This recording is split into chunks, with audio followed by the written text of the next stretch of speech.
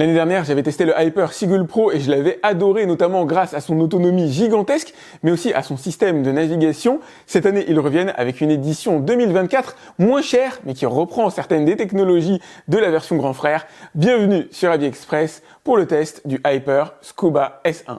Le design est différent par rapport au Seagull Pro. Celui-là est beaucoup moins massif, beaucoup plus profilé. Il mesure 44 cm de long, 39 cm de large et 22 cm de haut. Pour un poids de 7,5 kg à vide, je dis ça parce que lorsque vous allez le retirer de la piscine, il sera gorgé d'eau forcément et donc un peu plus lourd. La technologie d'entraînement du robot a changé. On est passé de roues à un système de chenilles plus conventionnel. Et ça le fait, croyez-moi, vous aurez l'occasion de le voir évoluer à l'intérieur de ma piscine, c'est redoutable d'efficacité. Il peut fonctionner sur du liner vinyle, c'est l'endroit sur lequel il va évoluer à l'intérieur de ce test, mais il peut aussi évoluer sur du carrelage, sur du béton ou sur du verre. Le carrelage type mosaïque étant à mon sens le plus difficile à nettoyer.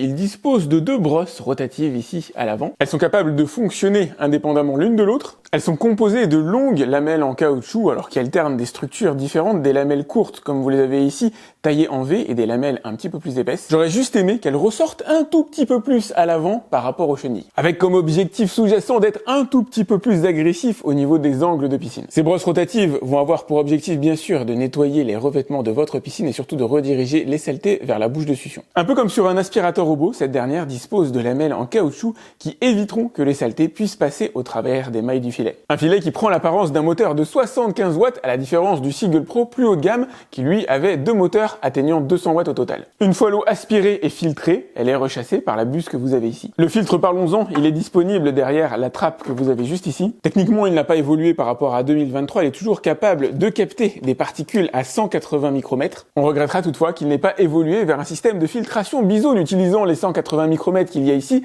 qui sont très bien, couplés à un système de filtration plus fin, en zigzag sur les côtés qui fonctionne très bien, capable de capter des particules plus fines que ça. Ça permettrait de mieux capter certaines boues, mais pour tout ce qui est corps solide, même extrêmement fin, ils sont très bien arrêtés par ce filtre-là. On notera aussi bien sûr la présence d'un clapet anti-retour monté sur ressort à l'intérieur et d'un dimensionnement assez généreux à vue de nez autour d'1,5 litre, 2 litres. Autre élément technique très généreux qui fait la force de Hyper selon moi, la batterie qui permet au robot de fonctionner en théorie pendant 150 minutes. J'ai explosé ce score. Par contre, toujours pas de recharge à induction malheureusement sur la partie arrière, il faudra se contenter de ce caoutchouc qu'il faut bien se rappeler de resserrer avant usage. Et le plat de résistance, évidemment, c'est la manière dont va être utilisée cette batterie. 4 modes de nettoyage coexistent, vous restez appuyé sur ce bouton pour démarrer le robot, il sera immédiatement dans le mode le plus complet. C'est le mode, alors que vous voyez peut-être ici à la caméra, qui permet de nettoyer les bordures verticales et le sol. Vous appuyez une fois, vous avez le mode qui nettoie uniquement le sol, vous rappuyez une fois, vous avez le mode qui nettoie uniquement les parois, et vous rappuyez une fois, vous entrez dans le mode éco. Le mode éco est assez cool, il vous permet de laisser le robot au fond de la piscine,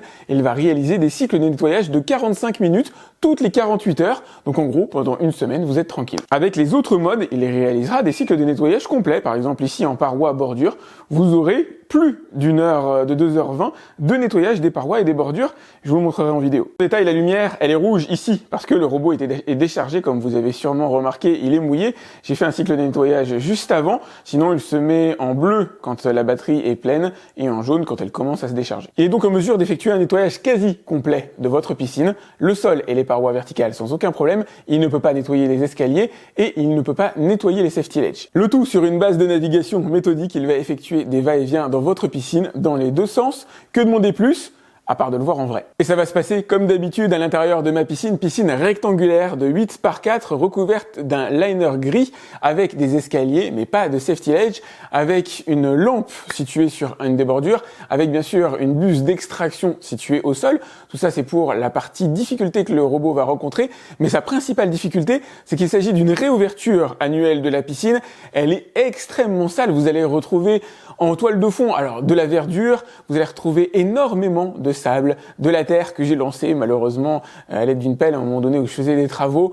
Bon, comme d'habitude, des petits animaux morts, des insectes, il y a sûrement du bois aussi, vous allez retrouver beaucoup de choses, mais en densité que je n'ai pas l'habitude d'utiliser sur mes autres robots laveurs de piscine.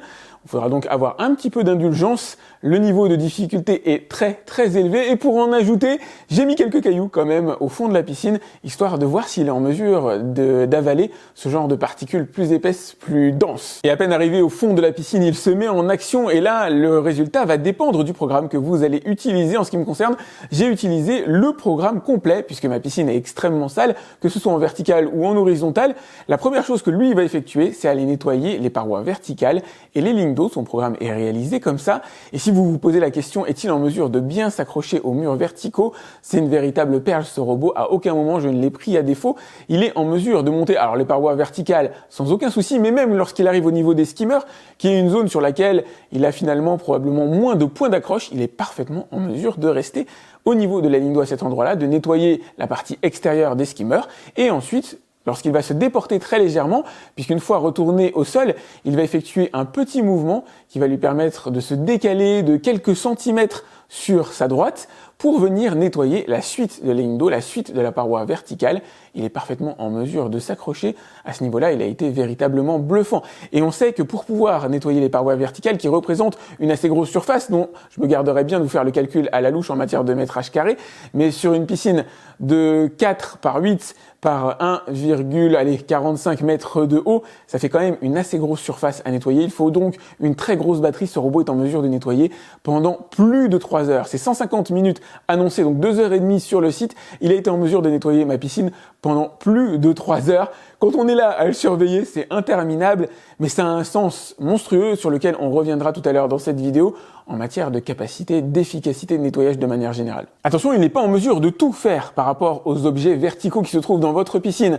Si vous avez une lampe qui dépasse un bulbe, qui dépasse de beaucoup de votre liner, ou en tout cas des parois verticales de votre piscine, il ne sera pas en mesure de monter au-dessus. Cette zone-là ne pourra donc pas être nettoyée, mais en règle générale, c'est une zone qui doit faire à peu près 30 cm de large, donc ça reste de l'ordre de l'anecdotique. Il est en mesure de monter les marches de ma piscine, ce qui est assez étonnant, mais d'une certaine manière stérile, puisqu'il n'est pas en mesure de les nettoyer. Le robot en lui-même, c'est pas une question de capacité, c'est une question de largeur, de dimension du robot. Le robot est beaucoup trop gros par rapport aux marches de ma piscine, donc il va les affronter comme étant une paroi verticale vaillamment. Il est en mesure de les monter et d'aller quasiment tout en haut des marches de ma piscine, mais ça ne va pas réellement servir à le nettoyage. Pour moi, l'essentiel dans cette zone-là, c'est tout simplement qu'il ne se coince pas.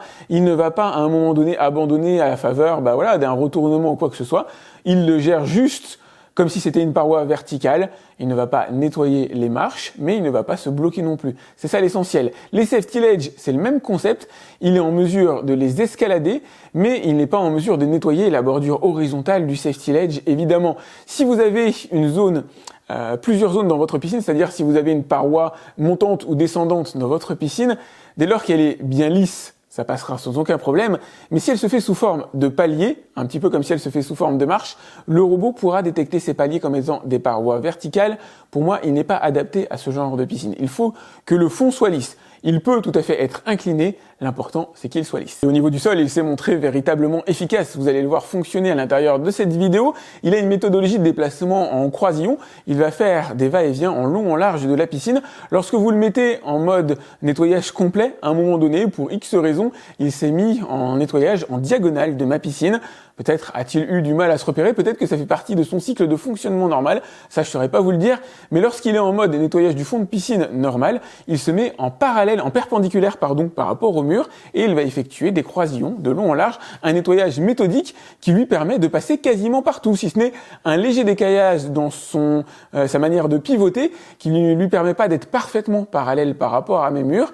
Il effectue quand même un nettoyage méthodique qui passe absolument partout, rendant ma piscine quasiment nickel. In fine, je vous montrerai bien sûr le résultat avant-après dans un instant. Il a avalé tout ce que je lui ai demandé. Alors pas en un seul passage, parce que c'est impossible, il y avait des volumes de saleté qui étaient tels que c'était impossible de tout ramasser en un seul passage, mais nous on s'en fiche, puisqu'il est en mesure de nettoyer pendant 3 heures ce robot. Donc quel que soit le volume de saleté que vous allez avoir à l'intérieur, en tout cas en fond de votre piscine, il sera en mesure de tout ramasser avec le temps. Donc il ne fait pas tout en un seul passage, mais là où il m'a bluffé, c'est qu'il a été en mesure, j'ai mis une dizaine de cailloux qui n'étaient pas là à la base en fond de piscine, c'est des cailloux d'environ 2 cm de côté.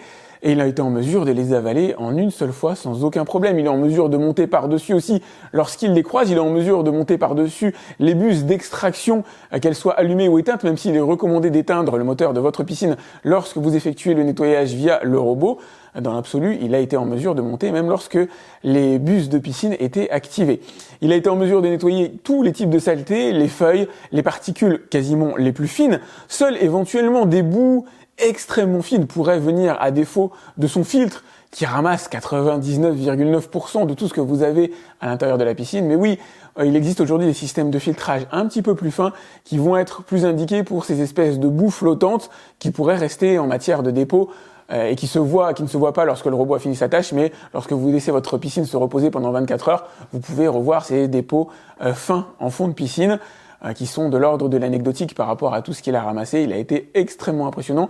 Il a ramassé, encore une fois, tout ce que je lui ai demandé. Il m'a rendu ma piscine quasiment nickel, sauf dans certains angles dans lesquels il a eu plus de mal à passer. Alors, à force de passage, il finit par les faire quand même, mais puisqu'il a ce léger décalage en biais, il y a certains angles dans lesquels il est passé moins fréquemment et d'autres dans lesquels il est passé plus fréquemment. Les angles dans lesquels il est passé plus fréquemment, il est parvenu à les nettoyer en quasiment une seule fois sans souci. Les angles dans lesquels il passe le moins fréquemment, en plus c'était les angles dans lesquels il y avait le plus de saleté, c'est ce que vous voyez dans les résultats en photo que je vous ai fait, les avant-après. Les seules zones où il y a encore des saletés, c'était les zones déjà les plus encrassées de base, et c'est les zones dans lesquelles il est passé le moins. J'aurais bien aimé qu'ils soient en mesure de faire les bordures de piscine, c'est-à-dire les plinthes de la piscine, en gros, de rester au sol, mais d'avoir une routine qui lui permet de longer les murs en restant au sol, permettant ainsi de maximiser le nettoyage des zones les plus sales, qui sont les angles. Sur une piscine, pour moi, c'est rarement la partie centrale qui est la plus sale. En règle générale, c'est les angles. Mais bon, sur un cycle de 3 heures, de toute façon, il vous rendra votre piscine nickel, quoi qu'il arrive. Voilà, je vous laisse apprécier les différents résultats obtenus au niveau du bac à saleté, du bac à poussière, du collecteur de saleté, qui était blindé quasiment à chaque fois.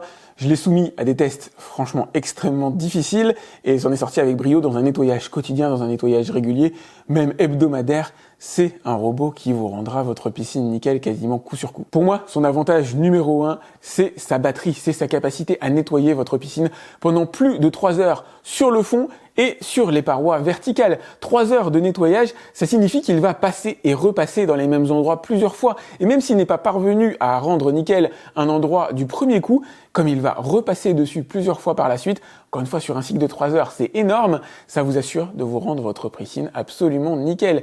Et c'est la grosse force de ce robot, c'est pour moi le point peut-être à négliger le moins lorsque vous choisissez un robot nettoyeur de piscine, en tout cas si vous êtes en environnement difficile. Les technologies, c'est une chose, le timing, c'est quelque chose de très très important aussi. Un nettoyage de 3 heures, c'est, quels que soient en tout cas les robots que j'ai pu tester jusqu'ici, plus efficace qu'un nettoyage en 1h30, même sur des robots de plus grande marque. Toujours parmi ses forces, il est très doué pour nettoyer les parois verticales, il s'agrippe, il monte très bien. C'est le seul robot que j'ai vu jusqu'ici capable de monter mes escaliers, les monter un à un, comme ça sans problème, même s'il n'a pas vocation à les nettoyer, il est au moins capable de les monter. C'est dire la puissance de succion, de traction qu'il peut y avoir derrière. Bon, le design est cool, mais ça c'est anecdotique, il est surtout très simple d'utilisation. Un seul bouton, vous restez appuyé pour l'allumer et vous appuyez successivement pour choisir les 4 programmes et notamment la présence du programme Eco qui vous permettra de laisser le robot en fond de piscine avec un nettoyage tous les 2 jours de 45 minutes pour un entretien hebdomadaire, faire en sorte que votre piscine soit nickel à chaque fois. Ça, c'est cool. Le réservoir à saleté est grand, contrairement à ce que je vous ai dit tout à l'heure, il fait 3 litres de contenance. Moi, je l'avais évalué à 1,5 litre de litre. Et comme quoi, j'ai pas le compas dans l'œil. Parmi les points améliorables, le système de rechargement aurait pu se faire par induction au lieu d'avoir un caoutchouc qui protège l'entrée électrique du robot. Ça aurait été alors plus facile déjà à manipuler et peut-être un peu plus sécurisant, mais probablement plus cher aussi. Un léger défaut de parallélisme par rapport au mur de ma piscine. Il est en très léger décalage. Alors je sais pas si c'est voulu ou pas. J'aurais préféré qu'il soit parfaitement parallèle au mur. Ça aurait pu faciliter, accélérer le nettoyage de certains angles, mais in fine, il m'a rendu la piscine nickel de toute façon. Comme évoqué dans la vidéo, il n'est pas en mesure de nettoyer les safety ledge, mais enfin ça c'est pas particulièrement grave. J'aurais aimé avoir un système de filtration un petit peu plus poussé sur les particules les plus fines. Oui mais voilà, ce robot a un avantage énorme par rapport aux autres marques du marché, somme toute plus connues, proposant à peu près les mêmes prestations et encore avec des autonomies moindres en règle générale, il est véritablement beaucoup moins cher. Je vous ai mis le lien directement dans la description en dessous de ma vidéo pour aller voir combien il coûte à l'heure actuelle. Ça vaut le coup d'aller jeter un coup d'œil si vous êtes à la recherche d'un robot piscine. Il est véritablement super bien positionné. Même son grand frère, le Seagull Pro, reste très bien positionné par rapport à la concurrence. Dans les deux cas, ça vaut le coup. Je vous mets donc les deux liens dans la description. Je vous mettrai aussi le lien vers le test que j'avais effectué pour le Seagull Pro. Pensez à liker cette vidéo, c'est important pour moi. À vous abonner à ma chaîne si c'est pas déjà fait. Si vous avez des questions concernant ce S1, vous pouvez me les laisser dans les commentaires de la vidéo de YouTube. J'essaie de répondre à tous mes abonnés. Quant à moi, je vous dis à très vite pour un autre test sur AliExpress. Salut!